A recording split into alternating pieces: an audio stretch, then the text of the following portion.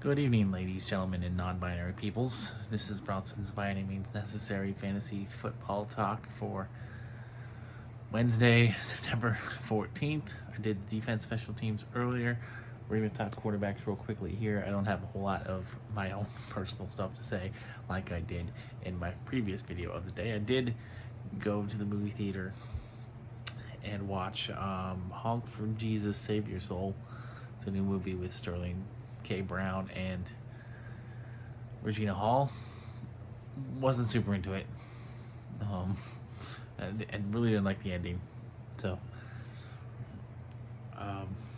but I had the whole theater to myself, so it was like a private screening. That was kind of cool. And now, just here, hanging out, trying to occupy myself because I'm so bored, just sitting around my house, and it's really stressing me out that I'm not out making money today, or yesterday, or tomorrow. Like, I really haven't been out and Ubered in a week now, and so I was actually I was looking forward to coming back from vacation and working, making some money. I can't really do that, and I was thinking about going to the movies again because I'm freaking bored, and there's other movies I want to see. So I could do that with my unlimited pass. I could see multiple movies a day. The only rule is you have to wait an hour and a half between start time and between start time of movies. But most movies are over an hour and a half long anyway, so you could really just go back to back all day if you wanted to. But quarterback rankings, I don't really have a whole lot of complaints about the quarterback rankings this week. They look pretty well accurate to me. I'm gonna do a little nitpicking just because that's the premise of these videos, the spikes and yikes for the quarterback position for week 2. The top 5, we're gonna go 1 through 10, top 5. Number 1 is Josh Allen, right? Number 2, Patrick Mahomes, who torched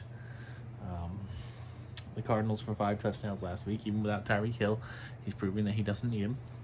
Jalen Hurts at 3. It's the only maybe real surprise that Jalen Hurts has jumped to 3 against my Vikings defense, but it's because Jalen Hurts, he's the preferred goal line back in Philadelphia, so he's going to run for a lot of yards, get touchdowns. He's like, honestly, well, I can't call him Lamar Jackson light because he's higher than Lamar Jackson in these rankings. Justin Herbert at 4. Although I love this matchup with the Chiefs tomorrow. I plan on watching that somewhere at a bar. I'm going to wear my Justin Herbert shirt for that game. And then 5, you got Lamar Jackson. Those top 5, I mean, that's pretty solid. No complaints about that top 5 for this week. Next, we got 6 through 10. We got Kyler Murray at 6. He will be facing the Raiders. 7, we got Russell Wilson. Hopefully, those with Russell Wilson as a quarterback are probably hoping that he actually can be a top 7 quarterback this week. Tom Brady at 8 versus the Saints. Aaron Rodgers at 9 versus the Bears on Sunday night. And then Joe Burrow at 10 against the Cowboys. Now for the yikes and the spikes, they got 3 of each. We're going to talk about the yikes. There are some guys in the top 10 who I'm not as high on as the experts, and we're going to talk about that. Kyler Murray at 6. Kyler Murray did not look good in week 1, and honestly, Kyler Murray has not looked good without DeAndre Hopkins. So we're not going to see DeAndre Hopkins until week 7. So Kyler Murray may look a little mediocre until then. The hope was that adding Marquise Brown, his best friend and college teammate, was going to help him. So far, that hasn't been the case because Marquise Brown is not on the level of DeAndre Hopkins. But Marquise Brown, I think, is still a really good receiver. I was high on Marquise Brown coming into drafts. He was a guy that I was targeting in those middle rounds as a wide receiver 2, wide receiver 3. So I think the production is going to go up for Marquise Brown. But we got to see Kyler Murray be we got to see Kyler Murray be good without DeAndre Hopkins before we have him in the top 6, or before I have him in my top 6. And then Tom Brady at 8. Again, like I talked about in my defense special teams video, the Saints have had Tom Brady's number since he got to Tampa Bay. So it's hard for me to trust Tom Brady as a QB1 this week, even especially with the fact that he's not going to have Chris Godwin.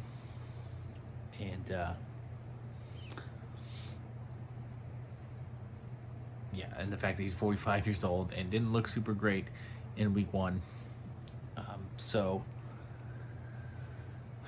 Speaking of some injuries other than Chris Godwin, Keenan Allen's been ruled out. That could be why Justin Herbert's at 4. But we saw last week that it doesn't matter. Justin Herbert's going to throw touchdown passes to random fans who got on the field, random fans who won a contest to get on the field and catch touchdown passes from Justin Herbert. He's going to throw touchdown passes to anybody. It doesn't matter. Keenan Allen has never been a big touchdown scorer anyway. Keenan Allen just catches a lot of balls. He's a safety net. But when it comes to the end zone and touchdown passes, Justin Herbert does not care. He'll throw it to anybody. So Justin Herbert's going to be fine. And then the Chiefs kicker, Harrison Butker, is going to be out this week. So those who drafted Harrison Butker, with the expectation that you wouldn't have to look for a new kicker till week 13, well, you're looking for a new kicker already here in week 2. I had to drop Butker myself. I picked up the Browns kicker, Cade York, because he looked really good in week 1, and he was a 4th round pick in this draft, which I kind of totally forgot about. A 4th draft, taking a kicker in the 4th round of a draft, that means you really believe in the guy. He must be really talented. So if the Browns believe in him enough to take him in the 4th round, then I believe in him enough to roll him out there for the rest of the season or until the bye week starts. Especially since I'm a person that doesn't prioritize drafting the kicker at all. I always get last pick of kickers. So Cade York's is good or better than anybody else that's going to be out there. Next, at 9, Aaron Rodgers is at 9. It's real tough to trust Aaron Rodgers as a QB1 right now until he can get some weapons. Alan Lazard is probably going to be back for this game against the Bears, so that could help.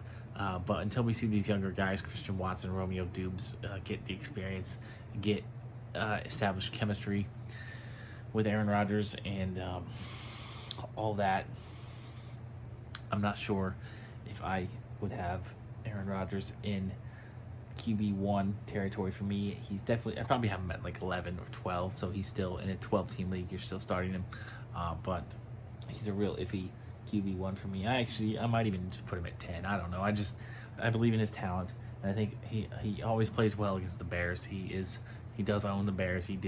That was a really great quote from him when he said that he's the owner of the Bears. I like that. And I don't think the Bears defense is going to be enough of a huge obstruction to the Packers offense, the Packers passing game. I don't think this is good. It's not on the Vikings level. But still, I like some other options more than Aaron Rodgers this week. Let's just say that. Now, for the guys that I like, the guys outside the top 10 that I think will maybe not necessarily play their way to the QB1 conversation this week, but definitely going to outperform their rank. We got Matthew Stafford at 11, so he's just outside the top 10. He's in my top 10 for the week because I'm dropping Brady and Rodgers out of my top 10. So Matthew Stafford's playing his way in there. I think he's going to have a bounce back week against the Falcons after he kind of got embarrassed in week 1, I think. And Sean McVay kind of got embarrassed. I think the Rams as a whole are embarrassed as defending Super Bowl champions come out and look like that. So I think they're going to come out on a mission in week 2. I like Stafford a lot. And I feel bad for the Falcons because they're probably going to get their asses blown out. At 15, Kirk Cousins. I think that's a little disrespectful after what we saw from him last week. This could be the first year that Kirk Cousins puts up QB1 numbers over the course of the season. Having a weapon like Justin Jefferson is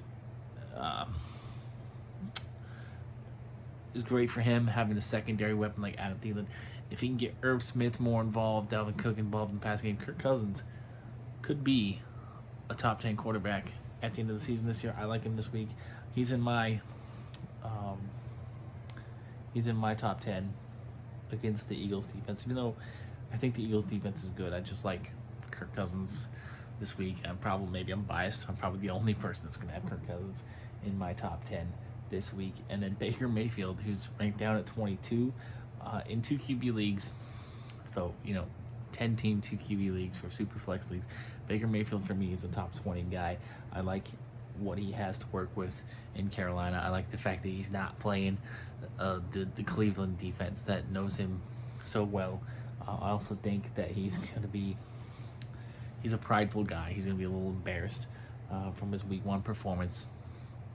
And I think he's going to play better moving forward.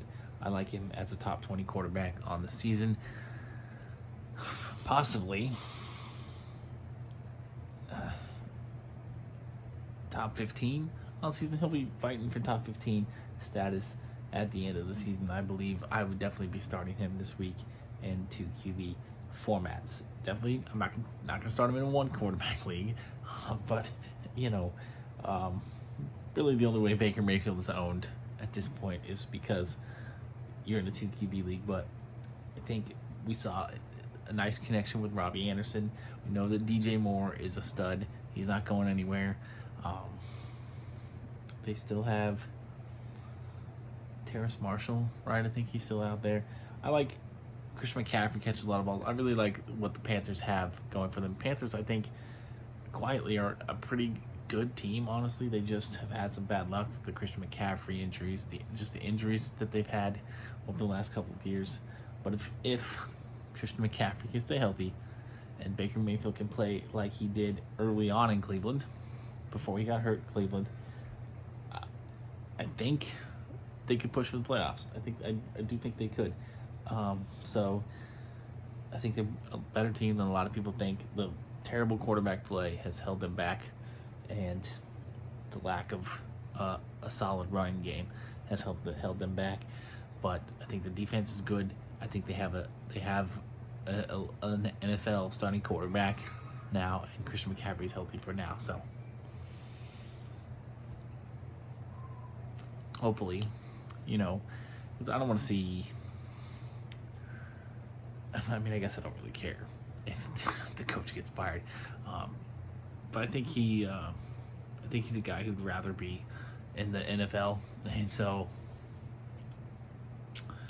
even though he's a very successful college coach, he can go back to college anytime, and get any open job that he wants. I would like to see him succeed in Carolina. I don't know why, and I don't even know why that I felt compelled to even talk about that. But I guess I'm just desperate to fill time. I don't know. Sometimes I feel like my videos are too short. Sometimes I feel like they're too long. I never can really find that good balance. I'm very happy that I bought this tripod, by the way. I don't have to sit here and hold this. I can just sit here and talk casually, film all over the place. Like earlier I was out back, I could go in my garage, which I was gonna go out in my garage. I didn't realize my roommate was home though, and or I just film right here in my room. Where you can see, my DVD collection and my exercise bike that I rarely use anymore.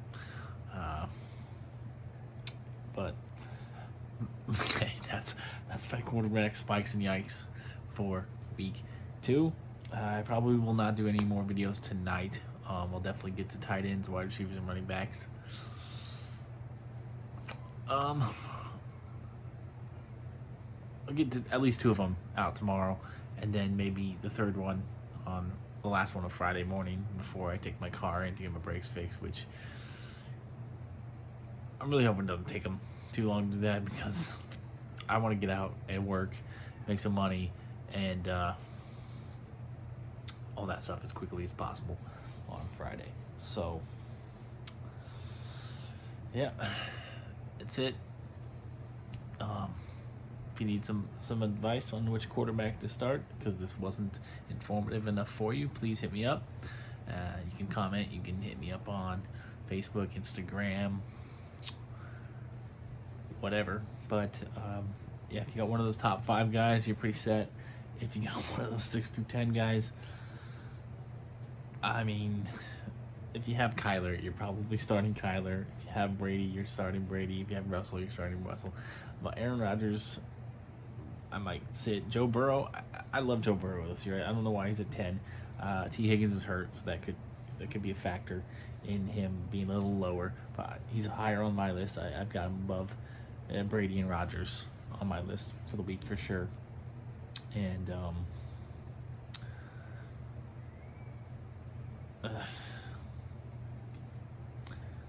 yeah, that's it. Peace, love, and nacho fries. Best wishes. Hit me up. Spread the word. Whatever. I'll probably, once I get all these videos filmed, I'll probably make a little composite cheat sheet and post that on Facebook, because people seem to be more receptive to reading the stuff that I have to say rather than watching it. Probably because I can articulate myself a little bit better when I'm writing as opposed to talking. Plus, also, people don't want to see this face, right? So,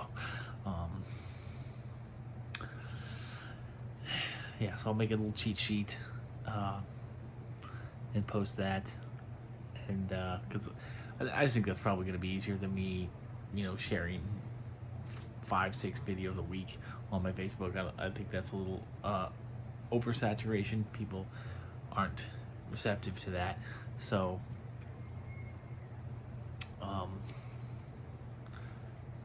yeah, I do this because I enjoy it, but I was kind of hoping after a couple of years now that my like my followers and stuff would have increased, but they kind of stagnated, had very little. So it is what it is, though. And I wasn't expecting this to make me famous, but it is a passion of mine. It would be a dream job to be one of those talking heads on a sports show.